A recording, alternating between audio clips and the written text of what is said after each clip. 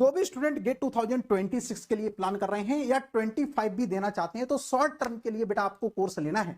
तो अनअकैडमी के बेटा कुछ कोर्सेस यहाँ पे चल रहे हैं। तो यहाँ पे आप लोग देख पा रहे होंगे बेटा, एक पहला जो कोर्स है ये शॉर्ट टाइम का, मैं दोनों कोर्स आप लोगों को बता देता हूं जो भी अनअकैडमी पर इन फ्यूचर में बेटा जुड़ना चाहते हैं और अनअकैडमी प्लस और आइकॉनिक का पार्ट बनना चाहते हैं, राइट।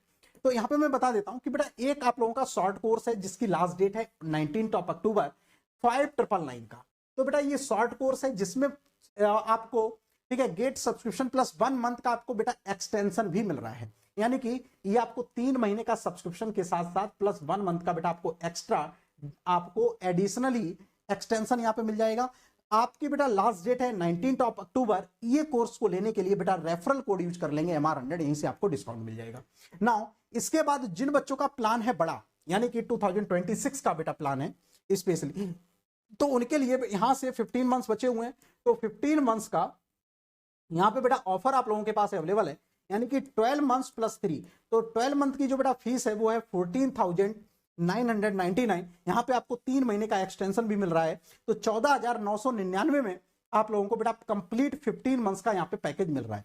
तो जिन भी स्टूडेंटों को ज्वाइन करना है वो लोग ज्वाइन करें, यहाँ पे रेफरल कोड यूज कर लेंगे MR100 और आप लोगों को बेटा डिस्काउंट मिल जाएगा। तो जैसे ही आप लोग ये कोड यूज करते हैं, कंप्लीट आप लोगों के लिए जो बैच है वो है प्रतिष्ठा एंड शिखर बैच 2026 के लिए जो हम लोगों के स्टार्ट हो गए हैं। जो बच्चे शॉर्ट टर्म का कोर्स ज्वाइन करेंगे उन लोगों को बेटा मैं रिकमेंड करूंगा कि आप लोग क्रैश कोर्स को फॉलो करो, क्रैश कोर्स से अपनी चीजों को कंप्लीट करो। और जिन बच्चों का 26 टारगेट है वो लोग इस कोर्स के साथ कंटिन्यू करेंगे।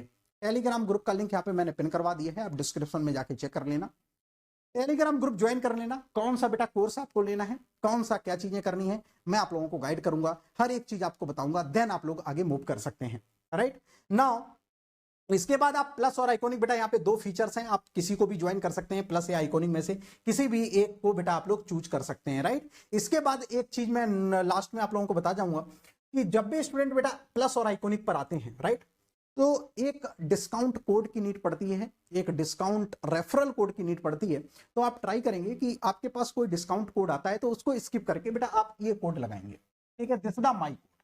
ये MR100 कोड है, इससे आपको मैक्सिमम डिस्काउंट तो मिलेगा ही जो रनिंग में चलेगा, उसके साथ साथ आपको एडिशनल फीचर्स क्या क्या मिलते हैं वो मैं जस्ट आप लोगों को बता देता हूं। एडिशनल फीचर्स में बेटा आपका मेरा गाइडेंस मिलेगा, टॉप स्कोरिंग सब्जेक्ट जो mass transfer operation, heat transfer, IPC और थर्मो, इंजीनियरिंग मैथमेटिक्स बेटा ये मैं डील करता हूं। इसके यूट्यूब पर भी सैंपल पड़े हुए हैं, जो भी नए बच्चे हैं वो लोग यूट्यूब पर सैंपल देख सकते हैं एंड लेवल ऑफ कंटेंट देख सकते हैं, राइट। इसके साथ साथ आप लोग एक्सक्लूसिव आप लोगों को बेटा प्लस ग्रुप मिल जाता है, जहां पे आप अपने डेली बेसिस पर अपने डाउट्स को डाल सकते हो, डिस्कस कर सकते हो और रिजॉल्व कर सकते हो।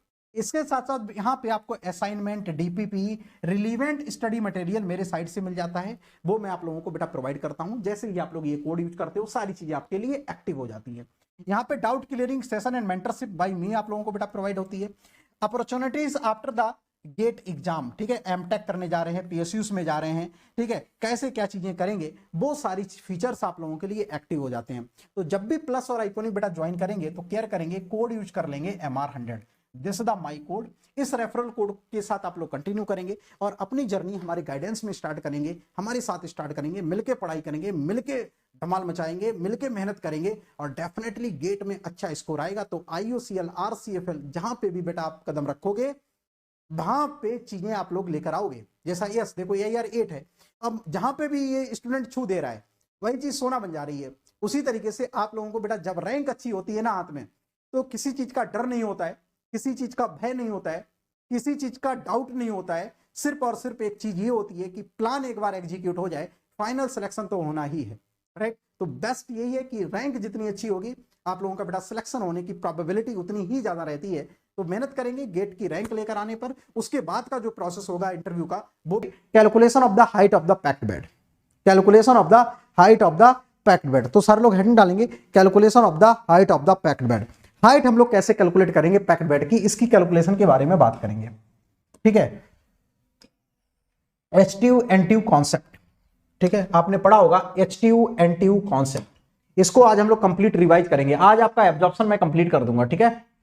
चलो, तो हाइट जो मैं बात करूंगा, हाइट किसकी बात करूंगा, मैं बोलूं कि हाइट ऑफ द कॉलम, आपका कोई कॉलम है, ठीक है, कोई आपका कॉलम है, कॉलम की मेरे को हाइट निकालनी है, ठीक है। सपोज कर लो ये कॉलम है आपका, ठीक है, और कॉलम की मेरे को हाइट कैलकुलेट करनी है, ठीक है, कॉलम की मेरे को क्या करनी है, हाइट कैलकुलेट करनी है, ये जेड मेरे को कैलकुलेट करना है। ठीक है, कॉलम की ये मेरे को हाइट कैलकुलेट करनी है। तो हाइट में कैसे भाई कैलकुलेट करूंगा, हाइट में कैसे कैलकुलेट करूंगा, ये मैं बोलूं कि मुझे ये हाइट कैलकुलेट करनी है, ये मुझे जेड कैलकुलेट करना है, तो मैं जेड कैसे कैलकुलेट करूंगा। ठीक है, ये आपका कोई पैक्ड बेड है। पैक्ड बेड का मतलब कोई इस तरीके से होगा, देखना बहुत ध्यान से बात सुनना। पैक्ड बेड का मतलब लाइक दैट, इस तरीके से कुछ होने वाला है। और जैसे मैं बोलूं कि आपकी डिफरेंट डिफरेंट क्या होंगी, यूनिट्स होंगी, आपकी डिफरेंट डिफरेंट क्या होंगी, यूनिट्स होंगी। तो देखो मैं यहाँ पे पैक्ड बेड बना देता हूं, जस्ट 1 मिनट। ठीक है, ठीक है, इस तरीके से क्या होंगी, यूनिट्स होंगी, इस तरीके से क्या होंगी, यूनिट्स होंगी, राइट, ये ऐसी यूनिट्स होंगी। ठीक है, इस यूनिट्स की आपको इस तरीके से आपको हाइट कैलकुलेट करनी है।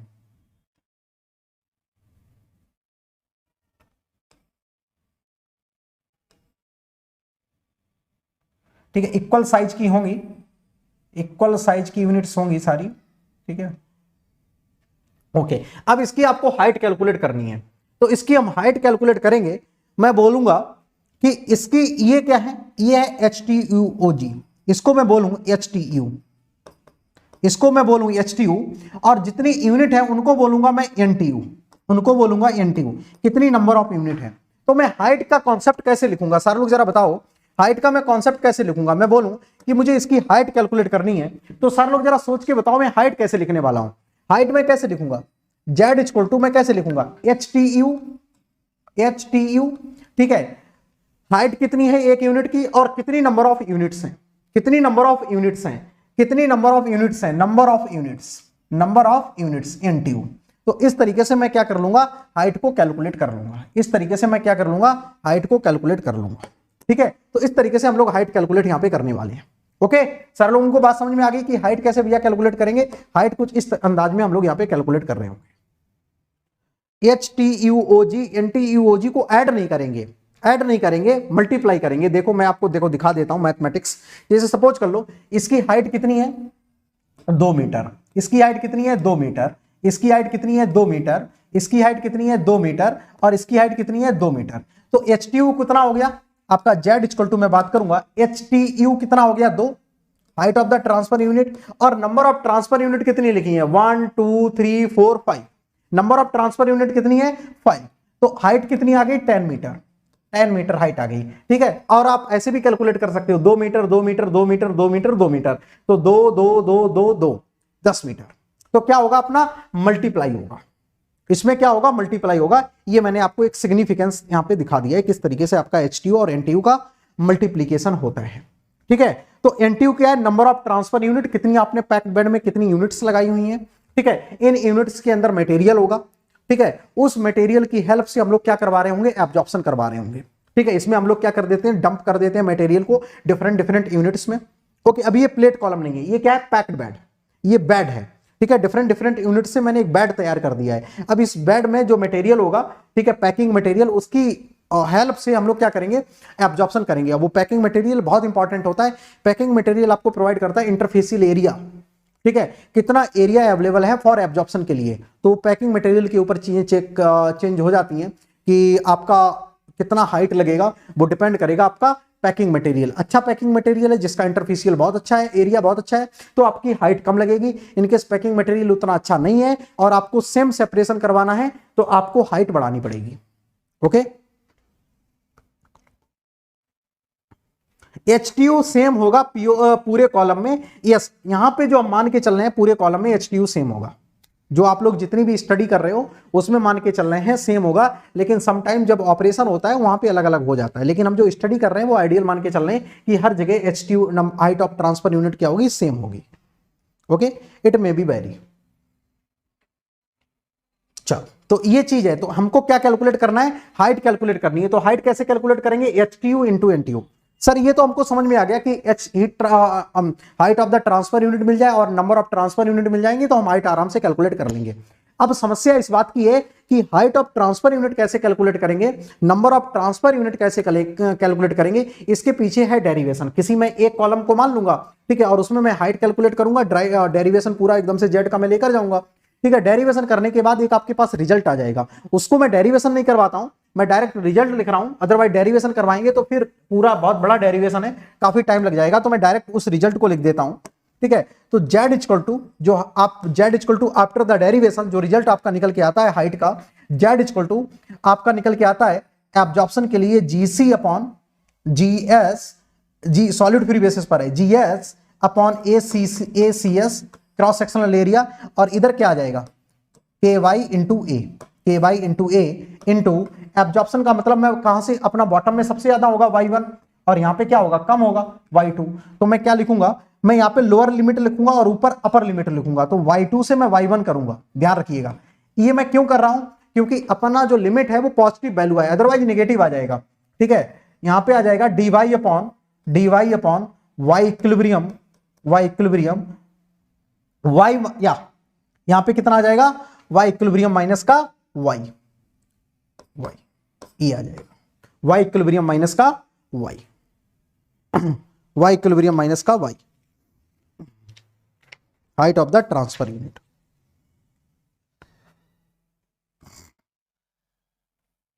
ठीक है, इसको उल्टा लिख देंगे, लिमिट आपने अपर लिखी है तो इसको ऐसे लिख लो y माइनस का y इक्विलिब्रियम, इस तरीके से ये आ जाएगा। अभी आएगा फिजिकल सिग्निफिकेंस आएगा, पहले पढ़ लो इसको।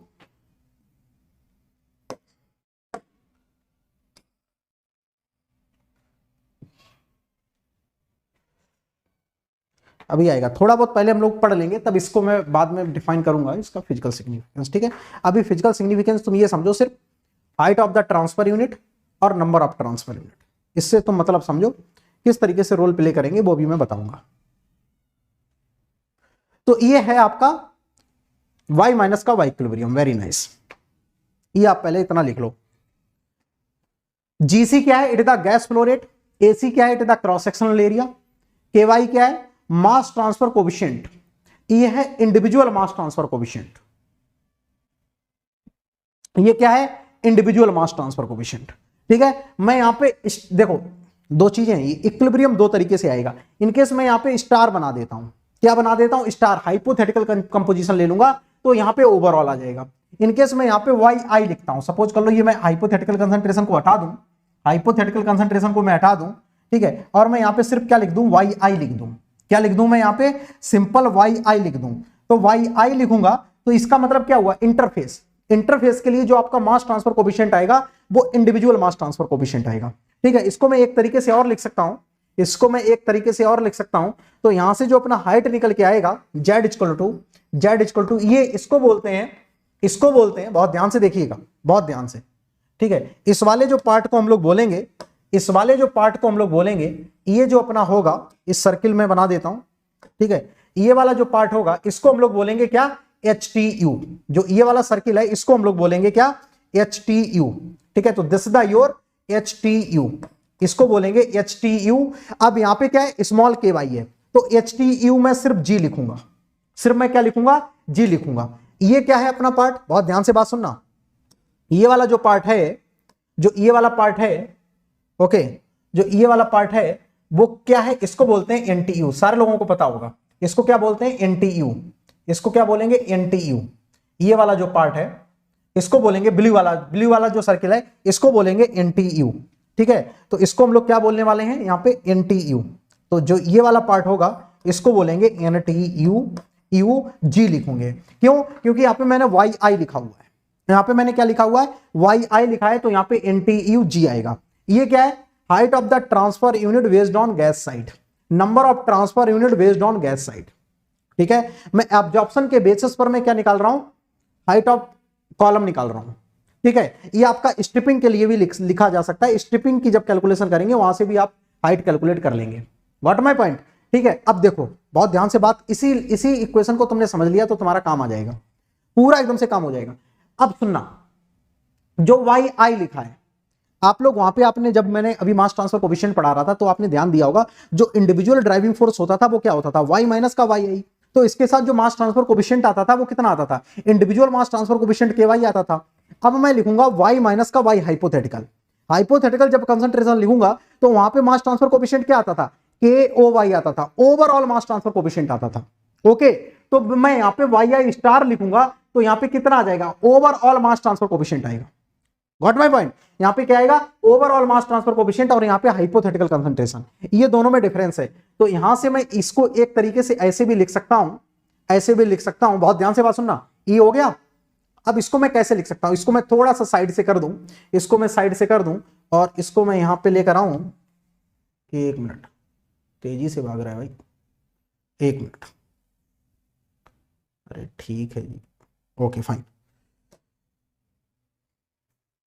ठीक है। अब मैं इसको इस तरीके से लिखूं, मैं जस्ट कनेक्ट कर रहा हूं, तो इस वजह से मैं इधर लिखना चाहता हूं, मैं जेड ऐसे लिखता हूं, जेड मैं लिखता हूं कैसे, जीसी, ये जीएस तो सॉलिड फ्री गैसेस पे रहेगा, upon AC divided by K O Y into interfacial area. यहां पे मैं लिखूंगा y2 से y1 dy upon y minus का y इक्विलिब्रियम, ठीक है। ये लिखा है हाइपोथेटिकल कंसंट्रेशन लिखा है, तो इसका मतलब क्या हुआ सर लोग, बहुत ध्यान से देखना, बहुत ध्यान से देखना, एक ये सर्किल है आपका, ठीक है, एक ये है, एक ये सर्किल है, ठीक है, और एक ये है। लिसन वेरी केयरफुली, बहुत ध्यान से, इस कॉन्सेप्ट को आपने समझ लिया तो समझ लो, फिर कुछ बचा नहीं इस क्वेश्चन में। एक ये सर्किल है। अब यहां पे जो दो पार्ट हैं, यहां पे जो दो पार्ट हैं, इन दोनों को समझ लो। तो जेड इक्वल टू जो है ये क्या है आपका, इसको बोलेंगे HTUOG, HTUOG इंटू इसको बोलेंगे NTUOG, NTUOG, ठीक है, इसको बोलेंगे HTUOG और इसको बोलेंगे NTUOG, ठीक है। तो हाइट आप इस तरीके से भी कैलकुलेट कर सकते हो, हाइट जो है वो आप इस तरीके से भी कैलकुलेट कर सकते हो, यहां से भी आपकी हाइट कैलकुलेट हो जाएगी, यहां से भी आपकी हाइट कैलकुलेट हो जाएगी, और हाइट आपकी यहां से भी कैलकुलेट हो जाएगी। तो ये दोनों तरीके हैं हाइट कैलकुलेट करने की, ओके। यस, अभी यहां पे जो चल रहा है उस पर फोकस करो, अभी जो यहां पे चल रहा है। तो हाइट हम लोग ऐसे भी कैलकुलेट कर लेंगे, हाइट हम लोग ऐसे भी कैलकुलेट कर लेंगे। सारे लोगों को ये बात समझ में आ रही है कि नहीं, पहले ये बता देंगे सारे लोग जो आपको आता है अच्छी बात है, ठीक है, लेकिन अभी यहां पे जो पार्ट चल रहा है इस पे फोकस करो, इसको रिवाइज करो, आगे आगे वो सब कुछ मैं करवा दूंगा, नो वरी। सारे लोग पहले ये बताएंगे, ये बात सारे लोगों को समझ में आ रही है, यहां पे अपनी चीजों को स्ट्रांग करो भी, कि इसमें ऐसा कोई कॉन्सेप्ट ना रह जाए जो आप मिस कर जाओ, इसमें कोई ऐसी बात ना हो जो आपको ना पता हो। यहां पे अपना जीसी क्या है, it is the gas flow rate, AC क्या है, क्रॉस सेक्शनल एरिया, के ओ वाई क्या है, overall mass transfer coefficient, A क्या है, interfacial area, okay. Dy operating line से आएगा, ये यहां से आएगा।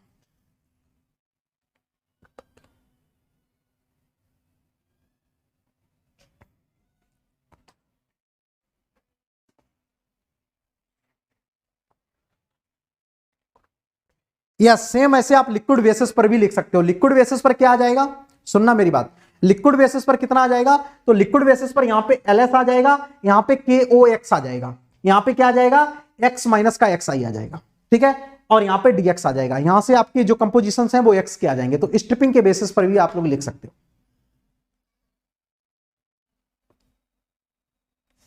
ओके। इस बात को सारे लोग राइट डाउन कर लेंगे।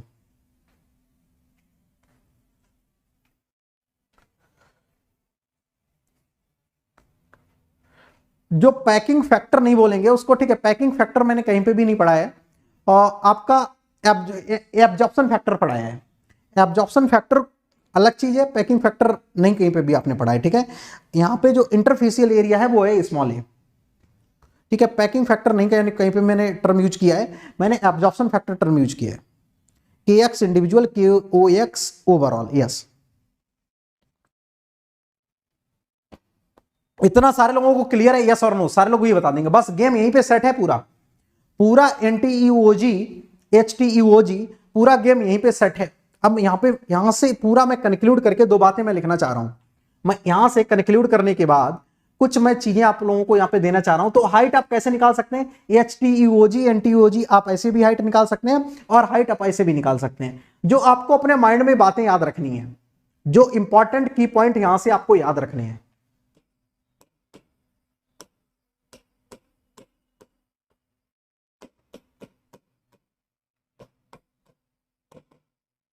जो इंपॉर्टेंट की पॉइंट आपको याद रखने हैं वो मैं आपको बता देता हूं।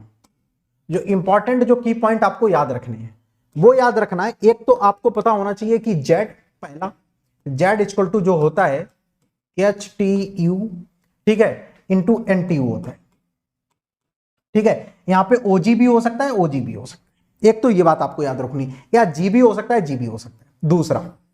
दूसरा आपको याद रखना है कि जो HTUOG की मैं वैल्यू चलो यहां पे लिख देता हूं, तो ये आपको याद रखना है GS upon AC divided by KY into A, ये आपको पता रखना है। यहां से नोट करके मैं बात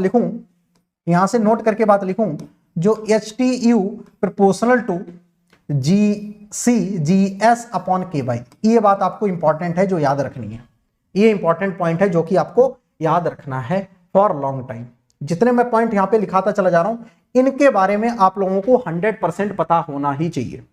ठीक है, एक तो ये HTU equal to GS upon KY। Sometimes क्या होगा कि जो मास ट्रांसफर कोफिशिएंट है, मैंने आपको ऑलरेडी बताया है कि जो हीट ट्रांसफर कोफिशिएंट होते हैं, मास ट्रांसफर कोफिशिएंट होते हैं, it is the function of velocity, density, ठीक है, विस्कोसिटी, फिजिकल प्रॉपर्टी के फंक्शन होते हैं। ठीक है, तो समटाइम्स क्या होता है कि जो मास ट्रांसफर कोफिशिएंट है, इसका वेरिएशन वेलोसिटी के साथ दे देते हैं। ओके, मास ट्रांसफर कोफिशिएंट का वेलोसिटी के साथ वेरिएशन दे देंगे कि 2 टाइम्स इंक्रीज हो रही है, 3 टाइम्स इंक्रीज हो रही है, और जो G है इसका भी एक्सप्रेशन वेलोसिटी के साथ दे देते हैं। तो वो बोलते हैं कि मैं वेलोसिटी को हाफ कर दूं, वेलोसिटी को 2 टाइम्स कर दूं, वेलोसिटी को 1.5 टाइम्स कर दूं, तो हाइट ऑफ ट्रांसफर यूनिट में किस तरीके से हाइट ऑफ ट्रांसफर यूनिट कैसे चेंज होगी। इस टाइप के सवाल आपके प्रीवियस ईयर में 1-2 90s की सीरीज में बने भी हैं। ठीक है, और कमिंग फ्यूचर में यहां से एक सवाल इस तरीके का आ भी सकता है। ओके, कि आपका मान लो हाइट इसका वेरिएशन वेलोसिटी के साथ है, both are function of velocity, क्योंकि ये तो फ्लो रेट है, ये तो ऑलरेडी वेलोसिटी का फंक्शन है। ठीक है, ये भी फंक्शन आपका वेलोसिटी का है। ठीक है, तो height of transfer unit velocity के साथ कैसे वेरी करती है, इस बात का आपको नॉलेज होना चाहिए। ठीक है, जो इंपॉर्टेंट पॉइंट है। तीसरा इंपॉर्टेंट पॉइंट आपको जो याद रखना है, वो क्या होना चाहिए? तीसरा जो यहां पे इंपॉर्टेंट पॉइंट आपको याद होना चाहिए, NTU OG की मैं चलो बात कर लेता हूं, वो आपको पता होना चाहिए। Y2 से Y1, मैं Y2 से Y1 इस वजह से जा रहा हूं क्योंकि रिजल्ट आपका पॉजिटिव है, क्योंकि Y1 ज्यादा है, ये वैल्यू कम है, तो ये आ जाएगा dy अपॉन y माइनस का y इक्विलिब्रियम। इतने पॉइंट्स आपको एनी हाउ पता होना चाहिए। इतने इंपॉर्टेंट पॉइंट्स आप लोगों को की पॉइंट्स पता होने चाहिए जब भी आप एब्जॉर्प्शन को लेकर जा रहे हैं। यस, कैपिटल KY NTUOG के लिए है। ठीक है, यहां पे कैपिटल KY लिख लो कैपिटल KY यार, लिख लो ये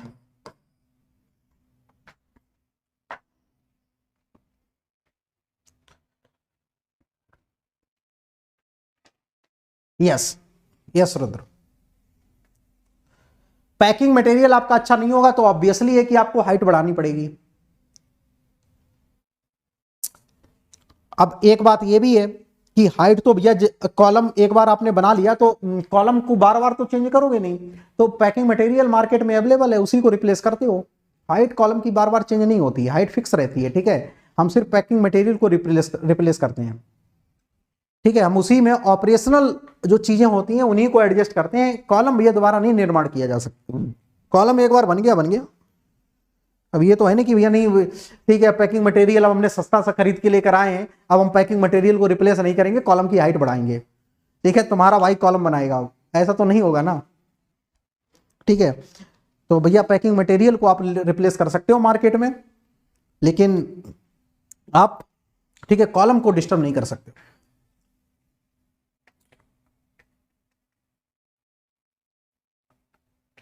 चलो इतना हो गया, सारे लोग एक बार डन बोल देंगे, बेहतरीन तरीके से नोट्स बनाते चले जाएंगे। ठीक है, अच्छा एक इंपॉर्टेंट पॉइंट यहां पे, एक इंपॉर्टेंट पॉइंट जो कि मुझे आप लोगों के साथ डिस्कस करना है, एक इंपॉर्टेंट पॉइंट सारे लोग यहां पे लिखेंगे, एक और वेरी इंपॉर्टेंट पॉइंट मैं यहां पे नोट करके लिखवा देता हूं, यहां पे।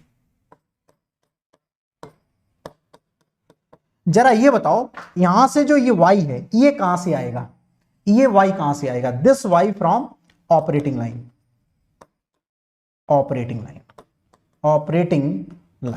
ये जो y होगा ये कहां से आएगा? ऑपरेटिंग लाइन से आएगा। जो ये y होगा ये होगा mx प्लस c के फॉर्म में, ये जो y होगा वो किसके फॉर्म में होगा? mx प्लस c के फॉर्म में।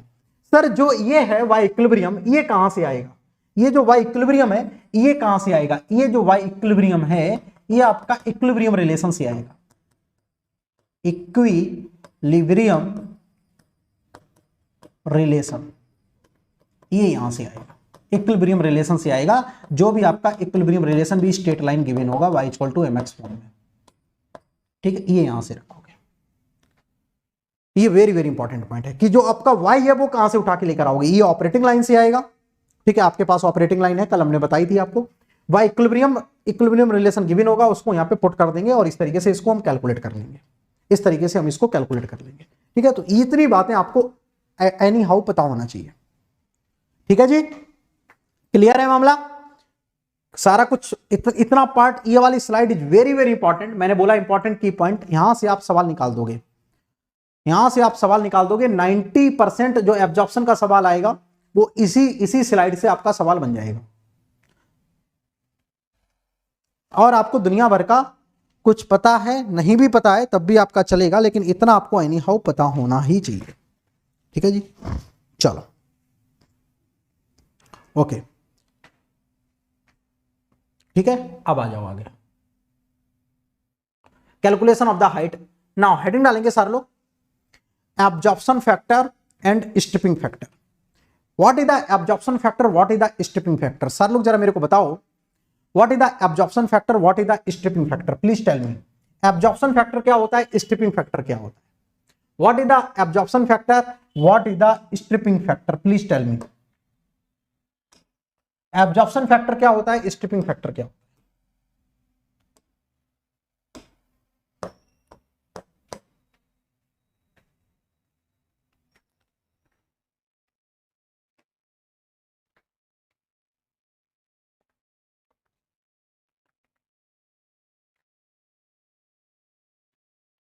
यस, वो हर केस के लिए वैलिड है, जो मैंने एनटीयू लिखाया है ना रुद्र, वो हर केस के लिए वैलिड है।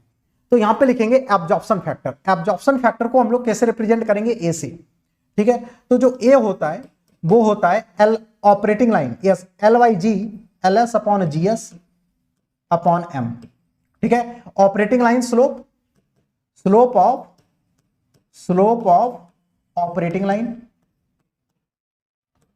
स्लोप ऑफ ऑपरेटिंग लाइन, ठीक है, divided by slope of equilibrium curve.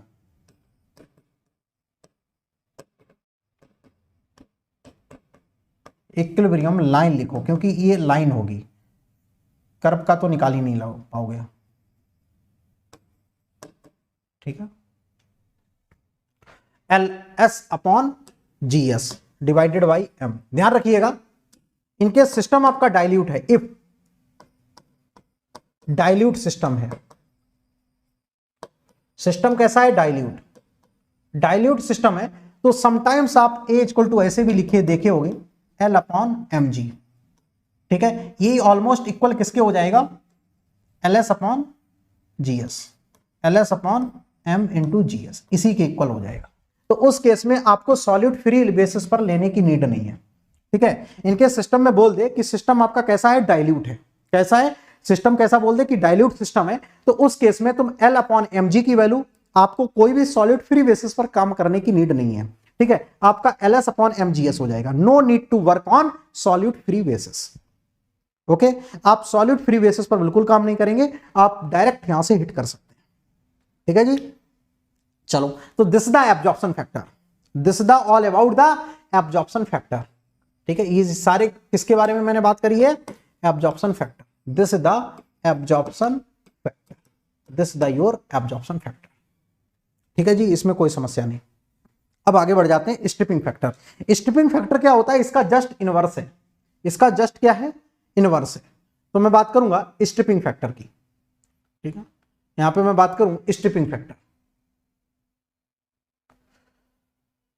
चलो ठीक है, एब्जॉर्प्शन फैक्टर हो गया, स्ट्रिपिंग फैक्टर इसका उल्टा है,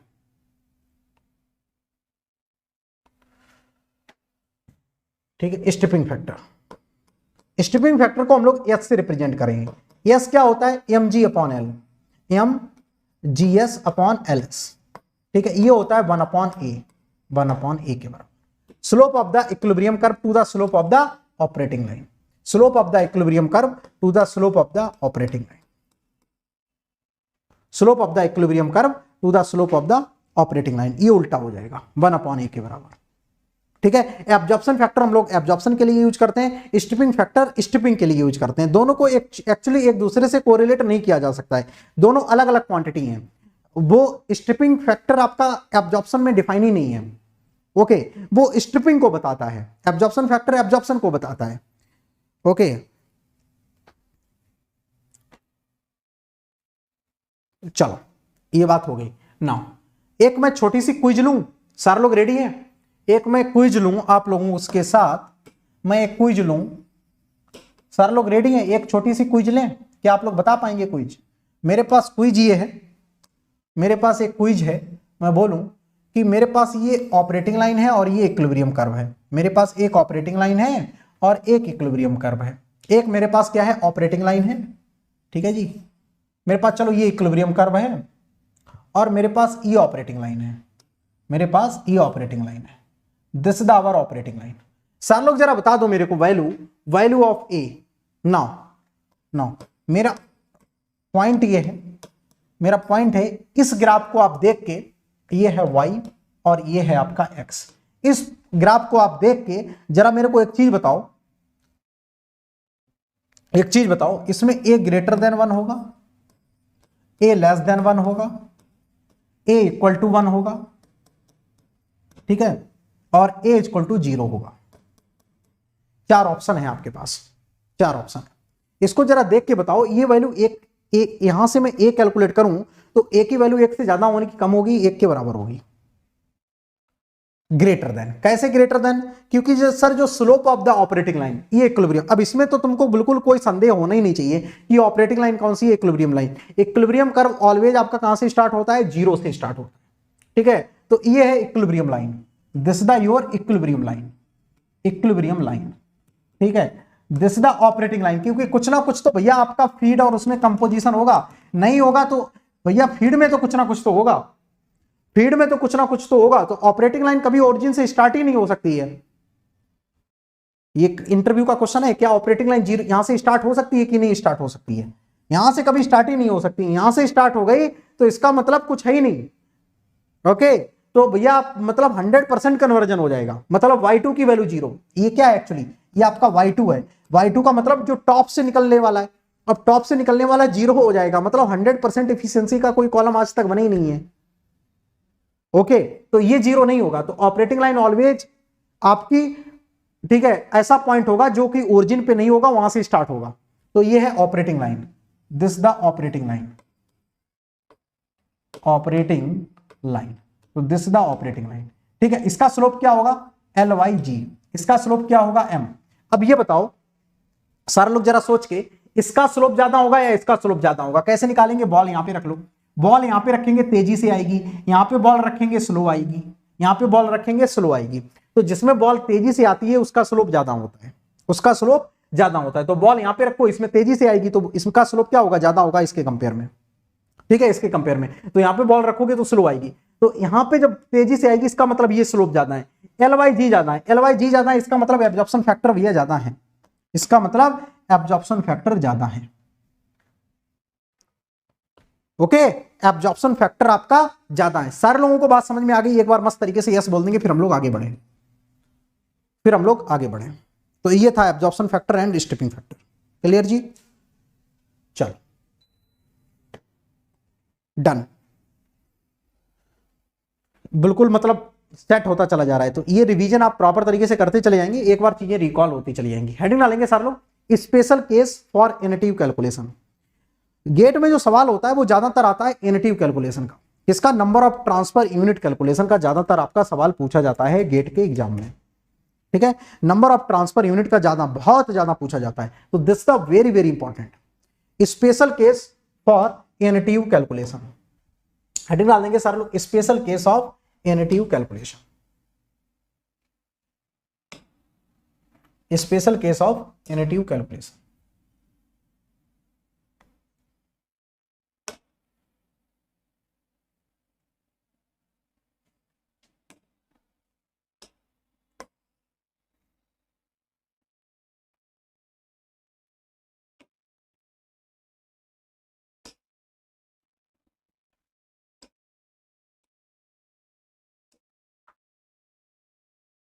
special case for NTU calculation, इसकी हम लोग यहां पे बात करेंगे। ठीक है, आपने अभी एक चीज देखी थी, आपने एक चीज देखी थी यूनिवर्सल। ठीक है, आपने एक एनएटीयू कैलकुलेशन की चीज देखी थी।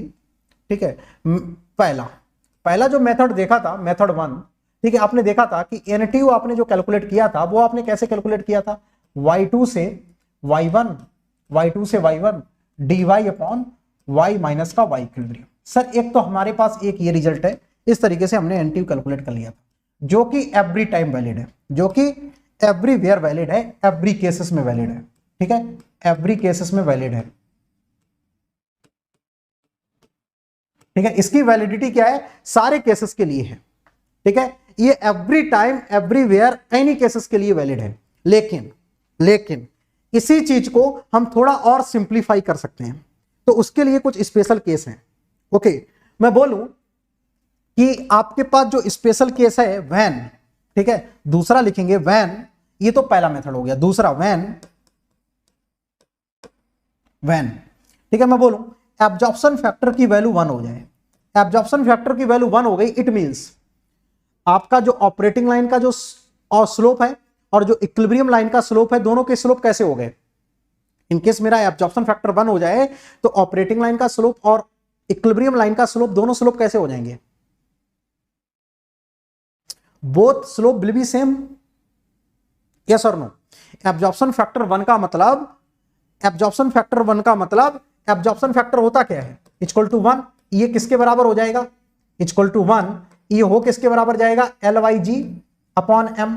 मतलब सर यहां से जो मैं बात करूंगा LYG इक्वल टू M, मतलब सेम स्लोप की दोनों लाइनें,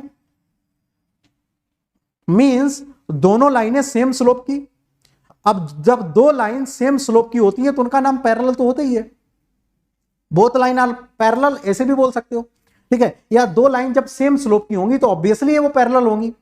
ठीक है, तो मैं जस्ट यहां से बात करूंगा, जस्ट मैं यहां से बात करूं कि भैया कुछ ग्राफ कुछ इस तरीके से बात कर रहा होगा। एक छोटा सा मैं यहां पे बात कर लेता हूं, छोटी सी मैं बात कर लेता हूं। सर ये तो अपना इक्विलिब्रियम लाइन है, ठीक है, चलो मैं लाइन बना लेता हूं।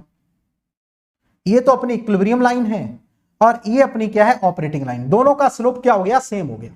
दोनों का स्लोप क्या हो गया, सेम हो गया। जब दोनों का जो स्लोप सेम हो गया, ये स्लोप सेम हो गया, तो इसके बीच में जो अवेलेबल जो ड्राइविंग फोर्स है वो भी सेम हो गया, यस और नो। जो अवेलेबल जो ड्राइविंग फोर्स है वो भी सेम हो गया। बताएंगे सर लोग, जब दोनों लाइन का स्लोप सेम हो गया तो जो अवेलेबल जो ड्राइविंग फोर्स है वो भी सेम हो गया, यस और नो। तो जब ड्राइविंग फोर्स का मतलब ये कांस्टेंट हो गया, ड्राइविंग फोर्स क्या हो गया आपका, कांस्टेंट हो गया। सर ड्राइविंग फोर्स कांस्टेंट हो गया, तो ये बताओ ये एक्चुअली क्या लिखा है, ड्राइविंग फोर्स ही तो लिखा है। ये क्या हो जाएगा, out of this box, out of this integration. ठीक है, इस इंटीग्रेशन के बाहर आ जाएगा। तो लिसन वेरी केयरफुली, तो NTU इक्वल टू आपका कितना हो जाएगा, बोलो। मैं ये वाला टर्म क्या आ जाएगा, बाहर आ जाएगा। तो 1 अपॉन y माइनस का y इक्विलिब्रियम, y माइनस का y इक्विलिब्रियम, और इधर कितना आ जाएगा, y1 माइनस का y2, y1 माइनस का y2, यस और नो, y1 माइनस y2, इतना आ जाएगा। सारे लोग जरा बताओ, इस बात से सारे लोग एग्री कर रहे हो, यस और नो, ये चीज आएगी, सारे लोग जरा बता देंगे। इसको सॉल्व करने के बाद ये आ जाएगा, तब जब एब्जॉर्प्शन फैक्टर 1 हो गया। जब एब्जॉर्प्शन फैक्टर सर 1 हो गया तो इसका मतलब जो ड्राइविंग फोर्स है वो तो भैया कांस्टेंट हो गया, वो बाहर आ जाएगा, सिर्फ इतना बचने वाला है। अरे यस और नो, थोड़ा बहुत तो कमेंट बॉक्स में थोड़ी तो हलचल लगाओ यार। जितने लोग प्रेजेंट हो, कम लोग प्रेजेंट हो, कोई बात नहीं है, ठीक है, लेकिन कम से कम आपकी एक्टिविटी अच्छी होनी चाहिए यार। मेरे इसमें कोई कमी चल रही हो तो तुम बताओ, तब इसमें कमी नहीं है तो तुम अपनी साइड से कमी क्यों छोड़ रहे हो, कंप्लीट करो उसको।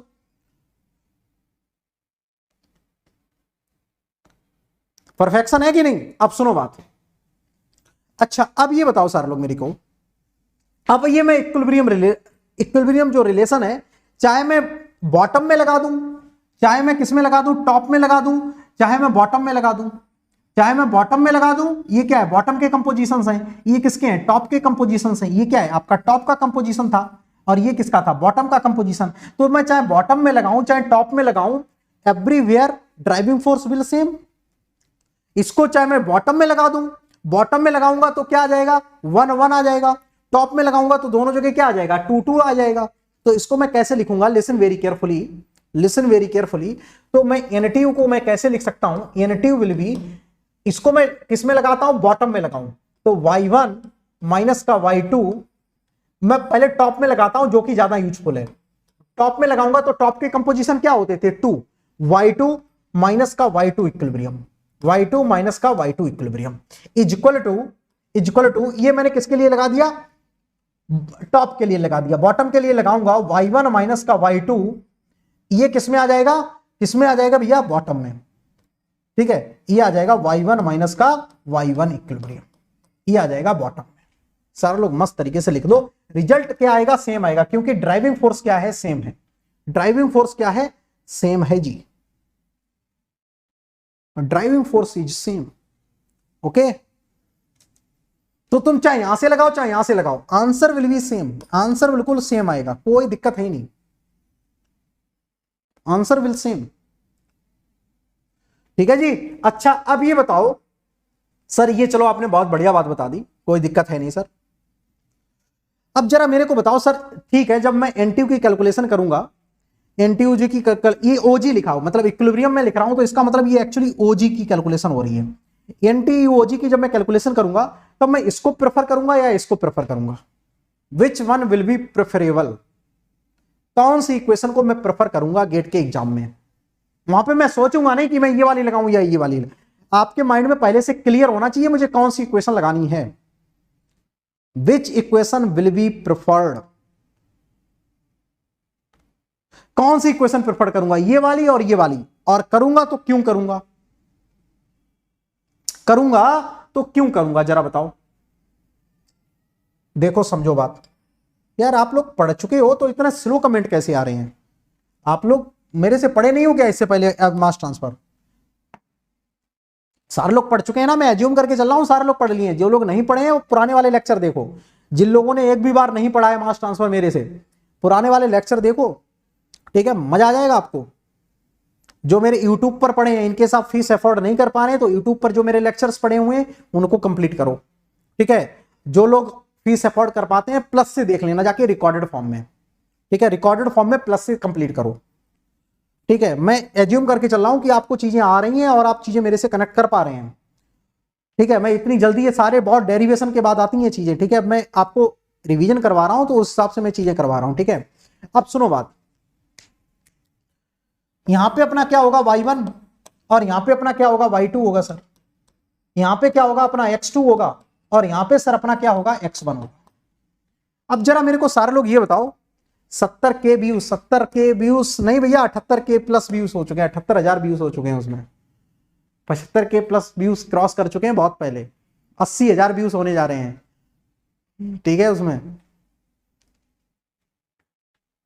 80,000 व्यूज होने जा रहे हैं उसमें, 15,000 के क्राउड में। इंपॉर्टेंट बात क्या है, ठीक है, क्राउड अपना सिर्फ 15,000 का है एक साल के अंदर, ये इंपॉर्टेंट बात है, डोमेन 15,000 में।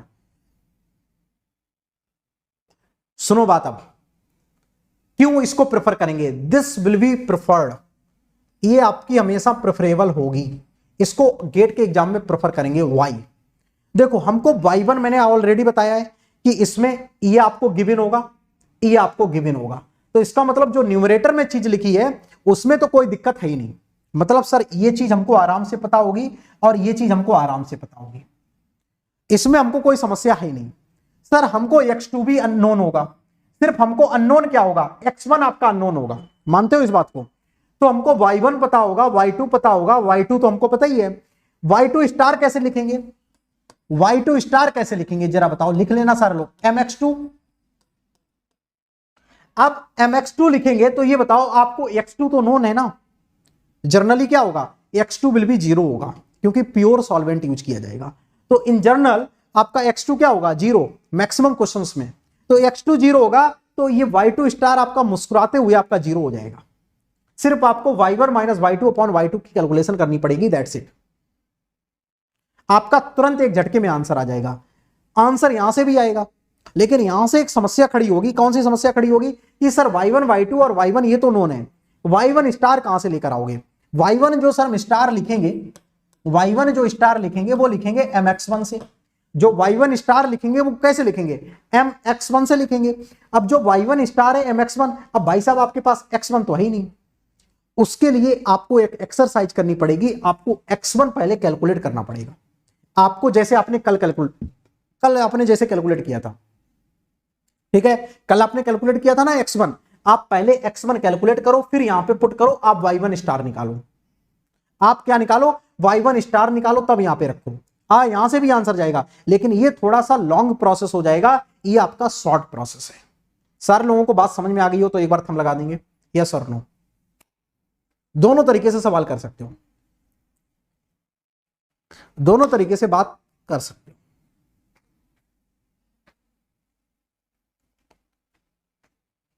ओके जी, बहुत बढ़िया, बहुत बढ़िया।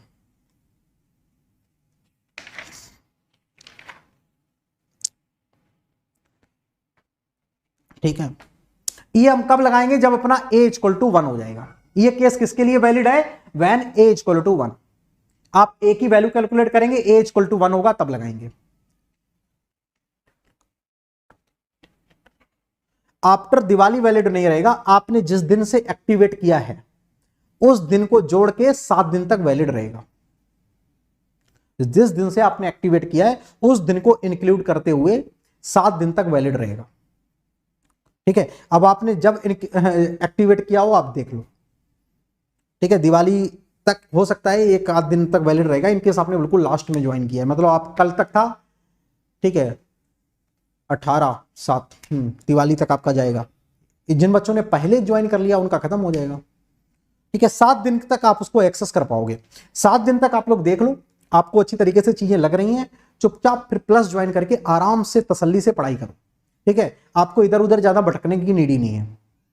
ओके, पहले आप देख लो कि आप कंफर्टेबल हो। सर मैं ऑनलाइन, क्योंकि बहुत सारे बच्चों के साथ समस्या ये आती है कि ऑनलाइन में पढ़ नहीं पाते हैं, क्योंकि अभी तक तो कॉलेज में ऑफलाइन में पढ़ते रहे, कोचिंग भी JEE की ऑफलाइन पढ़ी थी। ठीक है, लेकिन आप लोग अभी 7 दिन है, आप लोग देख लो कि सर मैं कंफर्टेबल हूं, कोई दिक्कत नहीं आ रही है, तब फिर पढ़ सकते हो।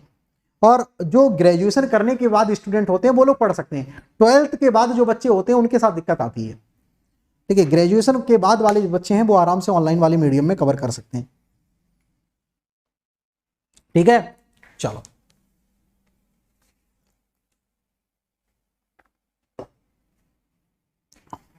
ओके, अब मेरी बात बहुत ध्यान से सुनो। आपने अभी तक कितने केस देख लिए, आपने सर 2 केस देख लिए। आपने देखा कि जब एक तो हमारा एनटीयू का कैलकुलेशन करने का एक ये मेथड था, यहां से हम लोग एनटीयू कैलकुलेट कर ले रहे थे, एवरी केसेस में वैलिड था। दूसरा ये स्पेशल केस है जब a इक्वल टू 1 है, तब a इक्वल टू 1 नहीं है लेकिन बोथ लाइन आर स्ट्रेट। देखो ये जो वैलिड है, इसमें चाहे आपका इक्विलिब्रियम कर्व हो, चाहे नहीं भी कर्व हो, तब भी आप ये वैलिड है, एवरी टाइम वैलिड है। ओके, ये कब वैलिड है, जब आपका इक्विलिब्रियम लाइन एक स्ट्रेट लाइन हो, ठीक है, और दोनों क्या हो, पैरेलल हो। इनकेस दोनों लाइनें स्ट्रेट हैं बट पैरेलल नहीं है, मतलब both lines are straight, third case लिखेंगे। ठीक है, case 3, both lines are straight. ठीक है, बोथ लाइन आर स्ट्रेट, दोनों लाइन कैसी हो, स्ट्रेट हो, एंड स्ट्रेट हो, लेकिन कंडीशन कैसी होल्ड करे, a नॉट इक्वल टू 1। ठीक है, a नॉट इक्वल टू 1 की कंडीशन होल्ड करे, a इक्वल टू 1 नहीं होना चाहिए।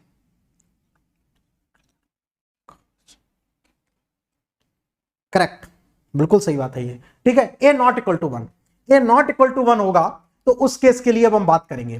तो उस केस के लिए आप एनटीयू जो कैलकुलेट करते हैं, जो एनटीयू आप कैलकुलेट करते हैं, सारे लोग राइट डाउन कर लेंगे। जो एनटीयू ओजी कैलकुलेट करते हैं, ln y1 माइनस का y1 equilibrium upon y2 minus का y2 इक्विलिब्रियम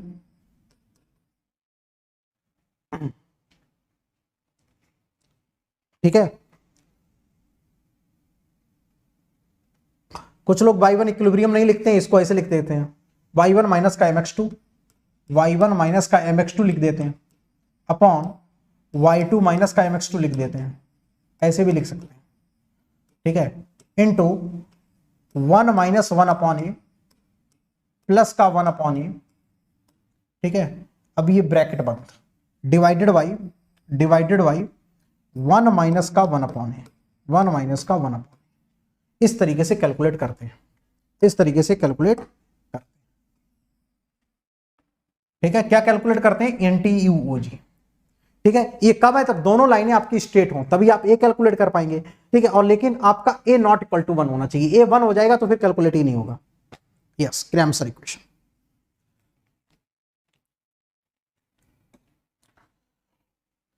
करेक्ट,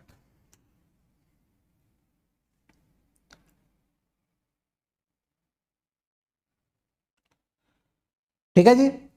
तो ln, ये ध्यान रखना, ये पूरा जो पार्ट है वो ln के अंदर है, ये जो पूरा पार्ट है वो किसके अंदर है? ln के अंदर है।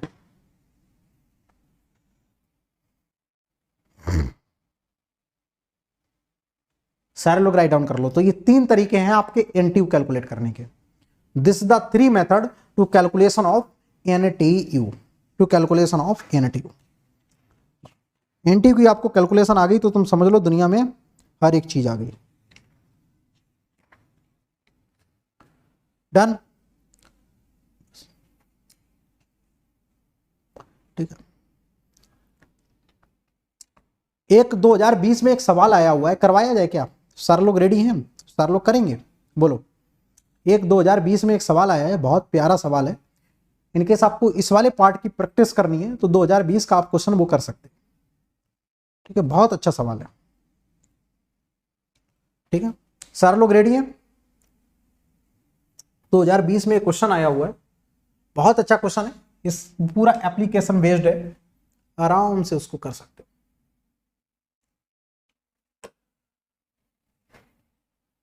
देखो, ऐसे आप पेपर डाउनलोड कर लिया करो, जैसे आपके पास गेट पेपर नहीं है तो GATE paper, GATE 2020 question paper,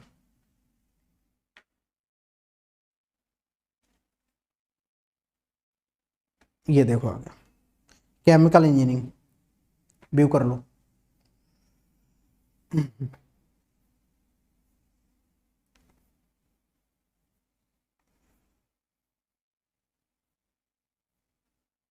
ये देखो क्वेश्चन आपसे पूछा गया, थोड़ा बड़ा सा सवाल है, ठीक है। हो सकता है एक PDF में आपको दिखे भी ना, 2 बार मुझे क्रॉप करना पड़ेगा,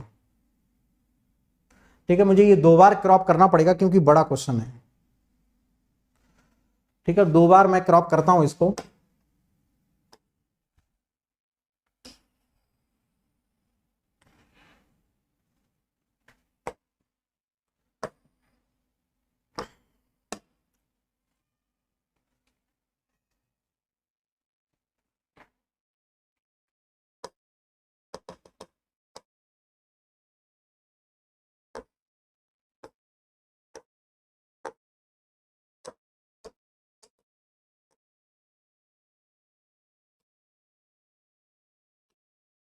एक बार और क्रॉप करते हैं।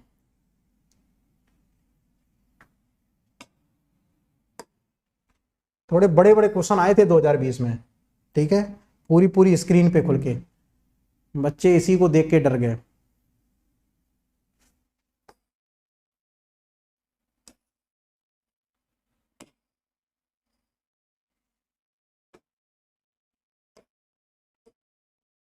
दिख रहा है ना?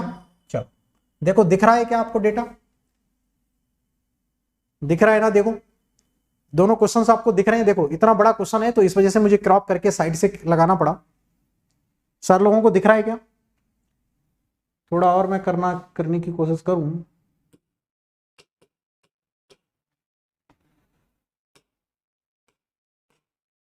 दिख रहा है सब कुछ? चलो,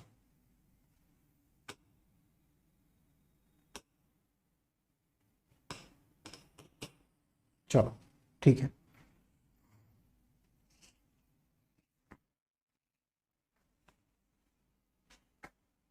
यस, बिल्कुल रुद्र, बिल्कुल सही बात है, ये भी मैंने लिखवाया हुआ है, वो भी फार्मूला है।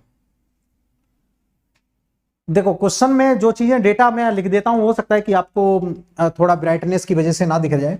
ये SO2 प्लस एयर है, ये आपका SO2 प्लस एयर का मिक्सचर आ रहा है, एयर का मिक्सचर आ रहा है।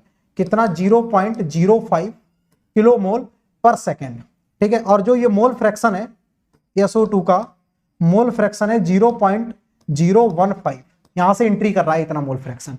यहां से जो मोल फ्रैक्शन आउट हो रहा है, ठीक है, कैपिटल Y2 में लिख देता हूं, आउट हो रहा है, वो लिख आउट हो रहा है 0.005, ठीक है। ये आपका प्योर वाटर है, ये आपका प्योर वाटर है। प्योर वाटर का मतलब X2 इक्वल टू क्या है, 0 है, ठीक है। और आपके पास फ्लो रेट गिवन है, LS आपके पास जो गिवन है वो है 2, ठीक है। और यहाँ पे कुछ नहीं अवेलेबल है, यहाँ पे आपके पास कुछ डेटा अवेलेबल है नहीं। क्वेश्चन में इक्विलिब्रियम रिलेशन गिवन है small y star equal to 40 small x, ठीक है, ये गिवन है। एक चीज और आपसे पूछी गई है, the solution is dilute and operating line is linear. ये इंपॉर्टेंट बात इन्होंने बोल रखी है जंक्शन में। तो डाइल्यूट है तो स्मॉल y, डाइल्यूट के केस में क्या होता है, small y equal to capital Y, ये क्या है, डाइल्यूट। तो तुम चाहे ये इक्विलिब्रियम रिलेशन लगा सकते हो और यहाँ पे मोल रेशियो लेकर, यहाँ पे मोल रेशियो लेकर ये वाला इक्विलिब्रियम लगा सकते हो। Negligible amount of the water evaporate, मतलब कोई भी हीट ट्रांसफर नहीं हो रहा है, सिर्फ और सिर्फ आपका यहाँ पे मास ट्रांसफर ही देखने को मिलेगा। तो क्वेश्चन में आपसे पूछा गया है the number of transfer unit, the number of transfer unit NTU आपसे पूछा गया है, आपसे NTU पूछा गया है, the number of transfer unit will be. सारे लोग जरा बताएंगे, calculate the number of transfer unit, ये चीज आपसे पूछी गई है, हाउ यू विल कैलकुलेट।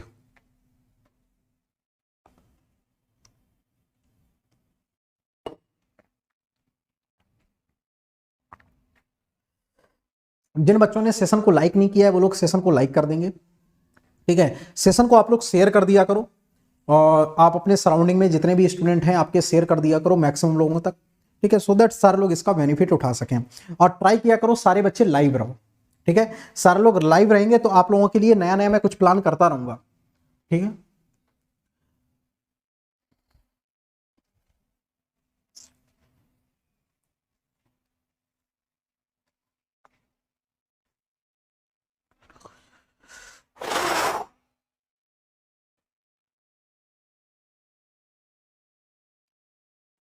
चलो बता दो जल्दी से क्या आंसर आएगा।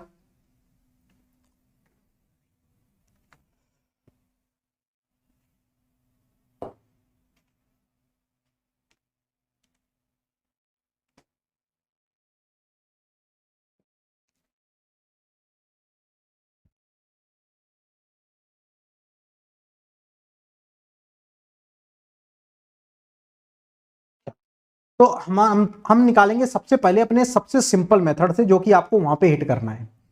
तो सबसे पहले हम ए की वैल्यू कैलकुलेट कर लें, उससे हमको जज लगा पाएंगे कि हमको फार्मूला कौन सा लगाना है। तो ए इक्वल टू हम कैसे कैलकुलेट करेंगे, ए इक्वल टू L/mg, L/mg क्योंकि डाइल्यूट सिस्टम है। तो लिक्विड का फ्लो रेट कितना है, मतलब LS कितना है 2, ठीक है। इक्विलिब्रियम कर्व का स्लोप कितना है 40 और गैस फ्लो रेट कितना है, देखो the total flow rate of the gas 0.05। अब यहाँ पे GS इक्वल टू, एक्चुअली ये क्या गिवन है, ये G1 गिवन है और G1 ही आपका GS हो जाएगा। क्यों, क्योंकि सिस्टम है डाइल्यूट। तो तुम्हें 0.005 दिया है ये फ्लो रेट, ये आपका सॉलिड फ्री बेसिस पर भी हो जाएगा, तो तुम्हें कुछ भी चेंज नहीं करना है।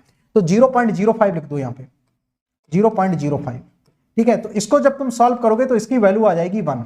इसका मतलब special case is eligible. Sir लोग बताओ स्पेशल केस क्या है, we can apply the special case here, special case apply कर सकते हैं, बोलो बोलो सारे लोग जल्दी से, we can apply the special case, ठीक है। तो हम लोग अब यहां पे जैसे स्पेशल केस लगाएंगे तो सबसे पहले आपके माइंड में चलना चाहिए स्पेशल केस का NTU का कॉन्सेप्ट वाला फार्मूला। NTUOG कैसे निकालते थे, y1 माइनस का y2 overall change upon driving force, कैसे लिखेंगे, y2 माइनस का y2 इक्विलिब्रियम, y2 इक्विलिब्रियम।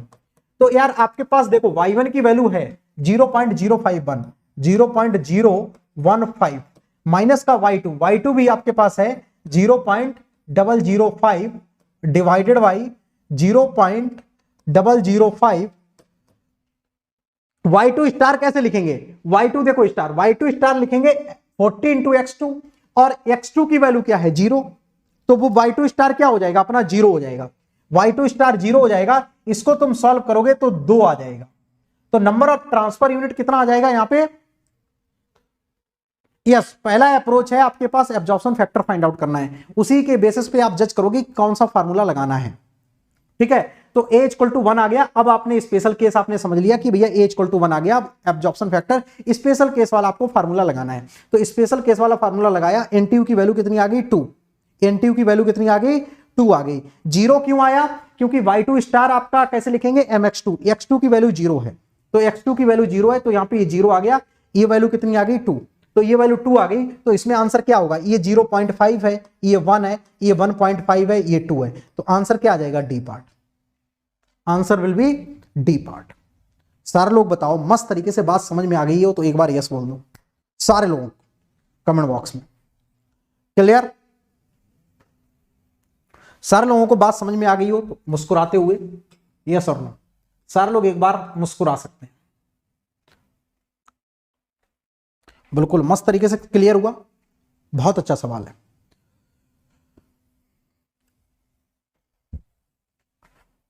बहुत बढ़िया, सुपर। हम लोग यहाँ पे क्या कर रहे हैं? लर्निंग कर रहे हैं। हम लोग यहाँ पे लर्निंग कर रहे हैं। हमारा यहाँ पे उद्देश्य ये नहीं है कि सवाल का आपका आंसर बन गया बस हम मुस्कुरा लें। सारे लोग ये बताओ, क्या इस क्वेश्चन को आप दूसरे वाले मेथड से कर सकते हो? कौन सा मेथड? जहां पे मैंने आपको बताया था कि y1 स्टार वाले से। यहां पे क्या लिखा था? y1 माइनस का y1 स्टार। क्या आप लोग इंटरेस्टेड हो उस वाले मेथड से भी क्वेश्चन करने के लिए? हम लोग यहाँ पे किस लिए हैं? लर्निंग के लिए हैं। मोल्ड करके लर्निंग करनी है। इनकेस आपको इंट्रेंस एग्जाम में बहुत अच्छा करना है तो आपको चीजें तोड़ तोड़ के आपको सीखना पड़ेगा। Everyone are ready for that concept? Method number 2, जैसा कि कल हम लोगों ने करा था, कल हम लोगों ने किया था, आपने देखा था कि कल हम लोगों ने क्वेश्चन जब दूसरे मेथड से किया था तो बिल्कुल आप लोग मुस्कुरा लिए थे। सर स्मॉल वाई और कैपिटल वाई में कंफ्यूजन होता है। देखो, जो स्मॉल वाई है वो है मोल फ्रैक्शन, वो है मोल फ्रैक्शन। मोल फ्रैक्शन क्या होता है? Mole of A upon total mole. ठीक है, ये है मोल फ्रैक्शन। ठीक है, ये है mole fraction. Mole fraction, mole fraction तो तुम जानते होगे क्या होता है। ठीक है, moles of A upon total moles, moles of A upon moles of A plus moles of C. ठीक है, जो मोल रेशियो है कैपिटल वाई वो क्या होता है? जो कैपिटल वाई होता है वो मोल्स रेशियो है। तो मोल्स रेशियो किसका है? मोल्स ऑफ, मोल रेशियो यहां पे सी आएगा। एक्चुअली ये सॉल्यूट के लिए मैं बात करूंगा, तो moles of C upon moles of A, upon moles of A, ये मोल रेशियो है दोनों का। ठीक है, ये दोनों का मोल रेशियो है। ठीक है, और जिन बच्चों ने मास ट्रांसफर नहीं करी है, मैं बोल तो रहा हूं मेरे कन्वेंशनल वाले एक बार लेक्चर और देख लेना, ये लेक्चर भी देख लिया करो। इससे पहले आप वो वाला लेक्चर आप रिवाइज करके आया करो। ठीक है, वो लेक्चर एक बार पढ़ के आया करो, आप बहुत अच्छा कर जाओगे। ठीक है रवि, चलो, तो इसको तो मैं इरेज किए दे रहा हूं, इसको मैं इरेज किए दे रहा हूं। अब मैं दूसरा मेथड लगाने की कोशिश करूंगा। यही सवाल है, तरीका अपना बदल जाएगा, तरीका अपना बदल जाएगा। ठीक है, चलो ये डेटा भी मैंने मिटा दिया है क्या? चलो, तरीका अपना बदल जाएगा। तरीका क्या अब आ जाएगा? बहुत ध्यान से देखना। आप लोगों ने कॉपी में राइट डाउन सारा डेटा कर रखा है, सारा डेटा आपने राइट डाउन कॉपी में कर रखा है। ये था 0.05 फ्लोरोड, और ये था 0.015, ये था 0.005, ये था 2। ओके, दूसरा जो मेथड था, मेथड नंबर 2,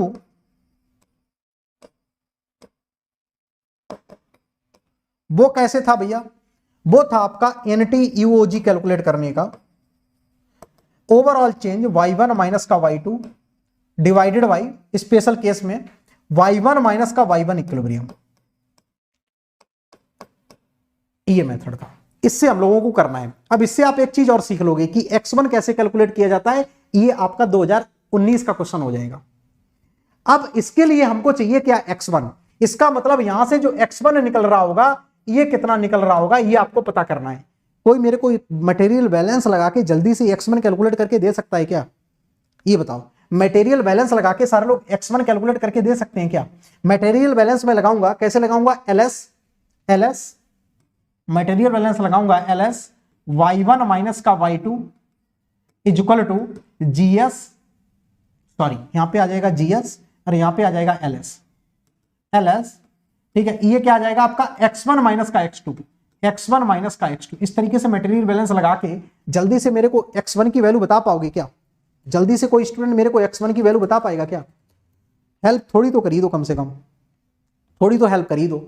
तो जीएस कितना है, ये अपना जीएस है, जीएस कितना है 0.05, 0.05।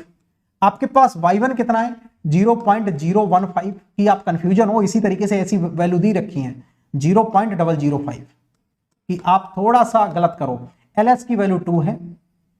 x1 की वैल्यू जल्दी से बता दो कितनी आ रही है, x1 की वैल्यू जल्दी से बता दो कितनी आ रही है। The value of x1, the value of x1, यहां से कोई अब जल्दी x1 निकाल रहे हैं। हो सकता था आपको ये चीजें ना दी जाती ना, एल मिनिमम दिया जाता तो फिर बड़ा और सवाल हो जाता। जल्दी से मेरे को बता दो x1 की वैल्यू कितनी आ रही है। तो यहां से मैं लिखूंगा y1 माइनस का y2, लिसन वेरी केयरफुली। तो यहां से अपना आ जाएगा NTUOG इक्वल टू y1 की वैल्यू कितनी थी 0.015 माइनस का y2 की वैल्यू कितनी थी 0.005 डिवाइडेड बाई y1 कितना है 0.015 माइनस का y1 इक्विलिब्रियम कैसे लिखेंगे 40 इंटू x1, 40 इंटू x1 की वैल्यू जल्दी से बता दो कितनी आ रही है 2.5 10 टू पावर -4 करके आ रही है क्या 2.5 10 टू पावर -4 आ रही है। देखो एक बार कैलकुलेट करके,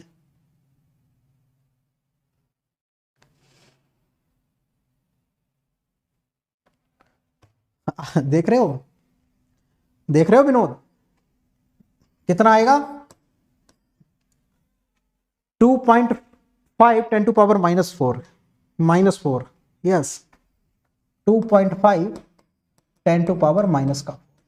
चलो इसको जल्दी से सॉल्व कर लो। इसको सॉल्व करने के बाद देखो वैल्यू 2 आ रही है क्या, इसको सॉल्व करने के बाद देखो वैल्यू 2 आ रही है क्या, इसको सॉल्व करने के बाद देखो वैल्यू 2 आ रही है क्या, सेम आंसर आ रहा है जो हमने पहले आंसर निकाला था, सेम निकल के आया। बहुत बढ़िया, सेम निकल के आया, यस और नो। तो एक ये भी तरीका है, यहां पे हमारा एक काम बढ़ गया। काम क्या बढ़ गया आपका कि आपने ये वाली कैलकुलेशन आपका बढ़ गया। जो आप x1 यहां से कैलकुलेट कर रहे थे, ये आपको x1 कैलकुलेट करना पड़ गया, आपको x1 कैलकुलेट करना पड़ गया ये वाली वैल्यू। उसमें हम ये वाला टर्म 0 कर देते थे, तो इस वजह से वो वाला थोड़ा फास्ट था, ये वाला थोड़ा स्लो है। क्लियर है ना सारे लोगों को कॉन्सेप्ट, दोनों बातें आ गई समझ में। तो दोनों तरीके से आप कर सकते हो, यहां से भी कर सकते हो, वहां से भी कर सकते हो। ओके जी, एब्सोल्युटली क्लियर। ये 2020 का सवाल है, बहुत पुरानी बात मैं नहीं आपको करवा रहा हूं। जो रिसेंटली जो ट्रेंड करंट टाइम पे चल रहा है मार्केट में, वो मैं आपसे बात कर रहा हूं, ठीक है। क्योंकि नया मैं भी हूं, नए ईयर के जो सवाल जिस तरीके से चेंज हो रहे हैं उस तरीके से आपको बात करनी है, ठीक है। कोई पुराने दर्रे वाली बात नहीं कर रहा हूं मैं, ठीक है। जो नया मॉडल पैटर्न पर जो गेट काम कर रहा है उन चीजों पे ज्यादा फोकस है अपना। क्लियर जी, बहुत बढ़िया, ठीक है, ठीक है, बहुत बढ़िया। एक और तरीका है इसका सॉल्व करने का, एक और तरीका है भैया सॉल्व करने का इसका, एक और तरीका है इसका सॉल्व करने का। क्या आप वो भी तरीका चाहते हैं क्या, बोलो, एक और तरीके से करवाया जाए। मास्टर बना देंगे आपको चीजों का मैं, ठीक है, आपका चीजों का एकदम से मास्टर बना देंगे। बोलो, you want one more method, yes और नो। सारे लोग कमेंट सेक्शन में बोल देंगे यस, इनकेस आप लोग चाहते हो तो। एक और मेथड चाहते हो क्या, एक और मेथड चाहते हो आप, बोलो। क्योंकि हम हैं लर्निंग मोड में और एकदम से तगड़े तरीके से आपको बात करनी है। एक और मेथड है, आपको मैंने बताया था जो एवरी टाइम वैलिड है, NTU का, NTUOG इक्वल टू, मैंने आपको बताया था, क्या बताया था, y1 से y2 से y1 dy upon y minus का y इक्विलिब्रियम, ये बताया था कि नहीं। यहां से आपको कैलकुलेट करना है, यहां से आपको निकालना है, यहां से आपको निकालना है। अब आपको जनरेट करनी है ऑपरेटिंग लाइन। यस, एब्जॉर्प्शन चल रहा है। अब ये थर्ड मेथड, मेथड नंबर 3,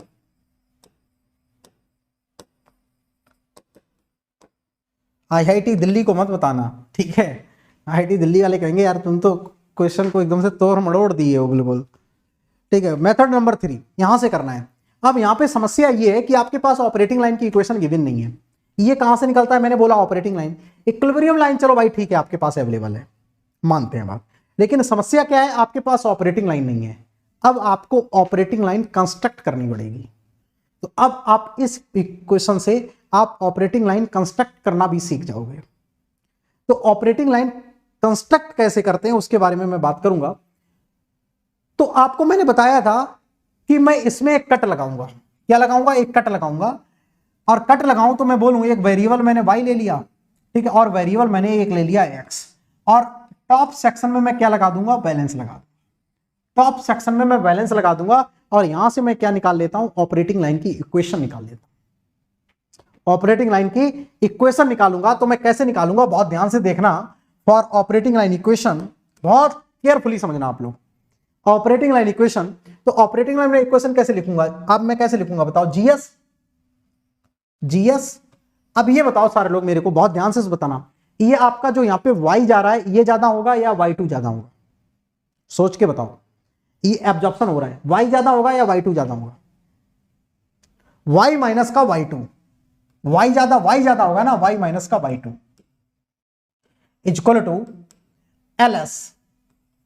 सारे लोग जरा सोच के बताना, ये x ज्यादा होगा या x2 ज्यादा होगा। x2 तो प्योर है, x ही ज्यादा होगा। x माइनस का x2 की वैल्यू है 0। तो यहां से आपकी ऑपरेटिंग लाइन की इक्वेशन आ जाएगी। तो y इक्वल टू आ जाएगा आपका ls अपॉन जीएस, ये ls और ये gs, ls अपॉन जीएस, और यहां पे आ जाएगा x, और इधर ये ऐड हो जाएगा प्लस का y2, ठीक है। तो ऑपरेटिंग लाइन की जो इक्वेशन आ जाएगी वो कितनी आ जाएगी, ls की वैल्यू कितनी है 2 बटा, और gs की वैल्यू कितनी है, gs की वैल्यू है 0.05। तो 2 डिवाइडेड बाई, तो y इक्वल टू आ जाएगा 2 डिवाइडेड बाई 0.05, और ये आ जाएगा x, और प्लस का y2 की वैल्यू है 0.005। पॉइंट हटाओ, 2 जीरो बढ़ाओ, ठीक है, 5 चक्कू 20, 40x, y इक्वल टू आ जाएगा 40x प्लस का y2 0.00। सारे लोगों को बात समझ में आ गई हो ऑपरेटिंग लाइन कैसे आई है। तो this is the operating line equation, this is the operating line equation. सारे लोगों को समझ में आ गई, यस और नो? सारे लोगों को ऑपरेटिंग लाइन की इक्वेशन समझ में आ गई, यस और नो? प्लीज टेल मी। जितने भी स्टूडेंट यहां पे प्रेजेंट हैं, सारे लोगों को ऑपरेटिंग लाइन की इक्वेशन समझ में आ गई, कैसे आई?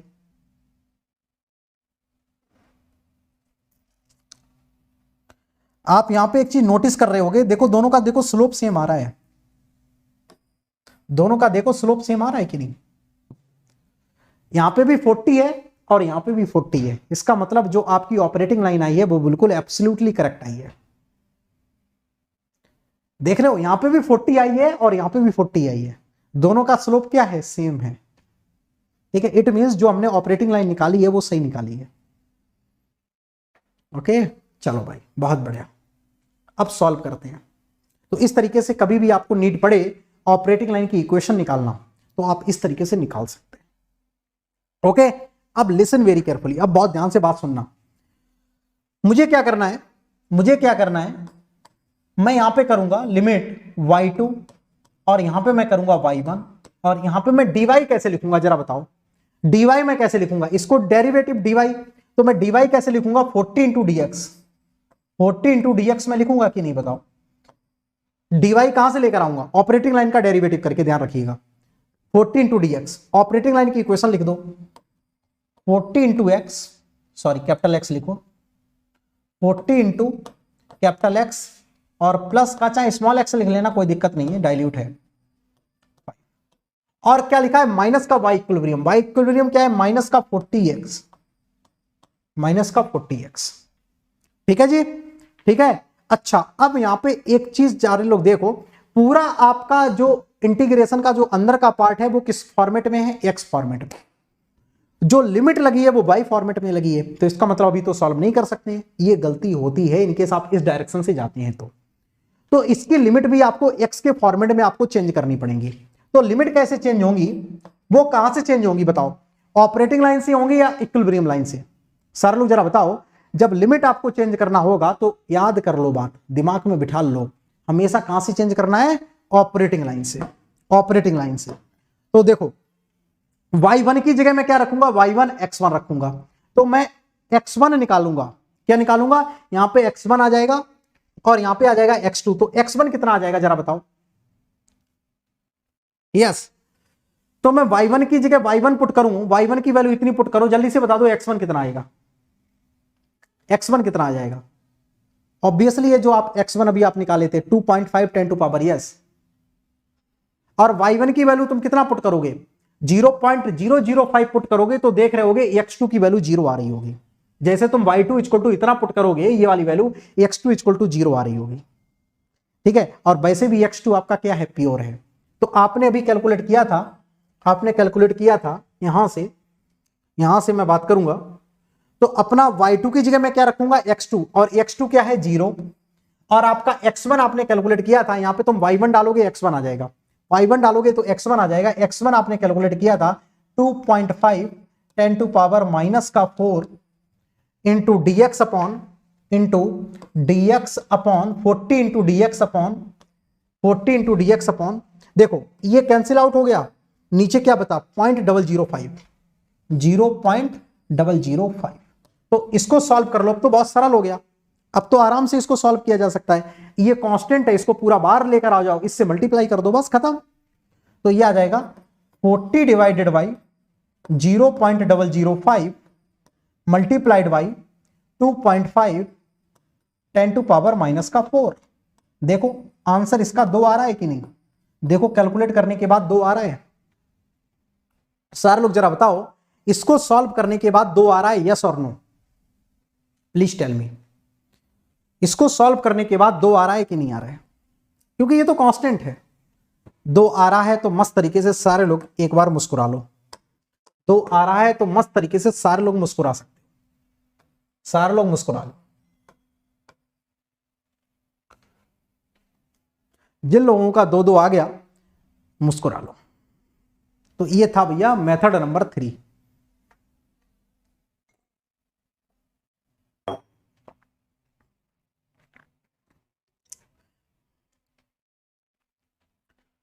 ये था method number 3।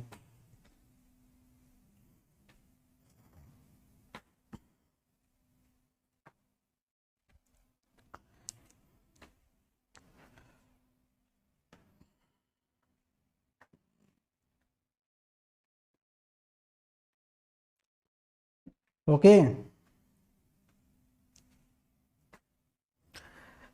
Everyone are getting my point. तो ये था मेथड नंबर 3। बहुत कुछ आपको सीखने को मिल रहा होगा, इनकेस आप चीजें ऐसे कर रहे हैं ना तो फिर बहुत स्ट्रांग हो जाओगे, बहुत स्ट्रांग हो जाओगे।